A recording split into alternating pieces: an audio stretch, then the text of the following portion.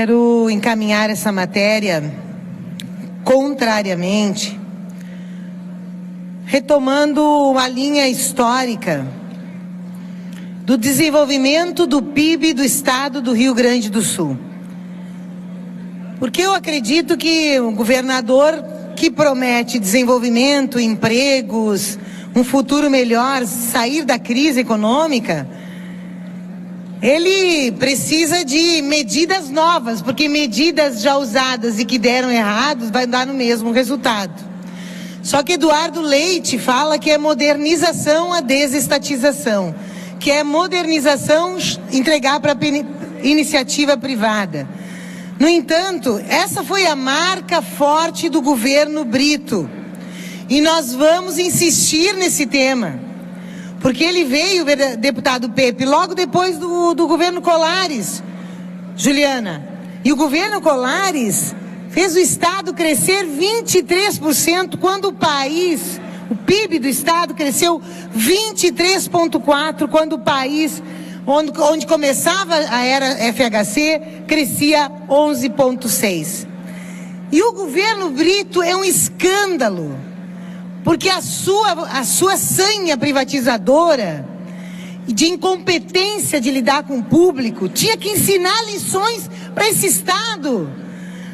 Ele conseguiu, com um país, num governo neoliberal do FHC, que privatizou a Vale, onde o país cresceu 10% do PIB, Brito conseguiu o decréscimo, menos 0,5% do PIB.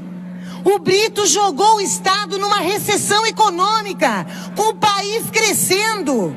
Ele que privatizou aqui a telefonia que os senhores exaltam e dão como exemplo, e privatizou a CE, que hoje se paga conta alta por um mau serviço.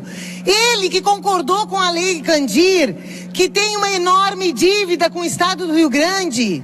Este modelo que o PMDB tem, que o MDB tem que vir aqui assumir, porque está compondo com o PSDB e repetindo o modelo que acabou com a história do Rio Grande do Sul, que é responsável por 48% da dívida pública desse estado.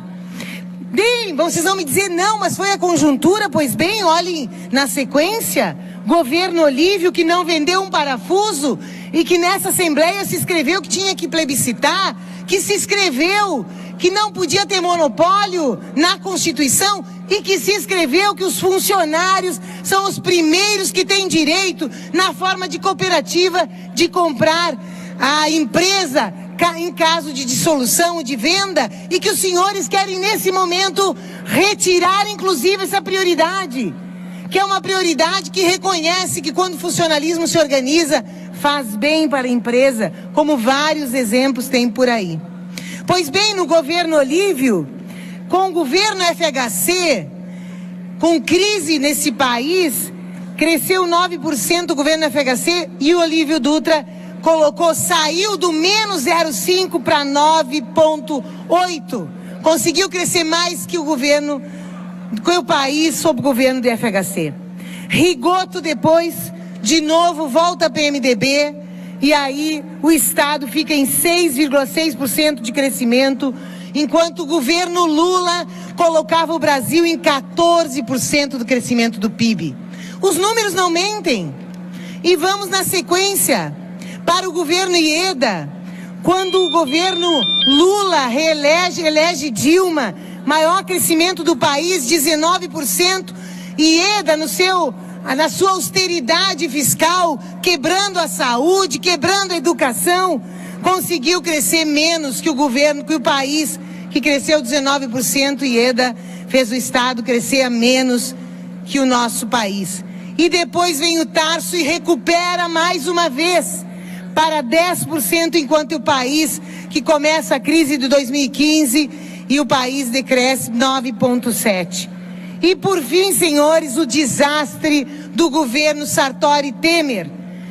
Uma recessão econômica brutal, um governo que paralisou o estado, tentando vender as empresas públicas, que paralisou o Estado e entregando as fundações de pesquisa, de tecnologia, de memória desse Estado, de desenvolvimento desse Estado.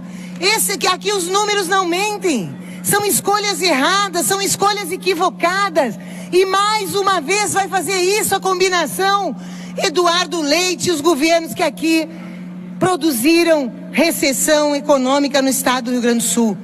E mais o ingrediente de não investir nos funcionários, no funcionalismo, em arrochar e parcelar salário. Está aí o resultado: arroxo salarial e decréscimo de desenvolvimento. Portanto, nós votamos sim ao plebiscito, nós votamos sim à participação popular, sim ao desenvolvimento econômico, investindo em nossa gente e em nossa economia, e não na contramão da história, que aqui está a lista dos países de primeiro mundo que estão reestatizando e não privatizando. Esse caminho está errado, votemos não.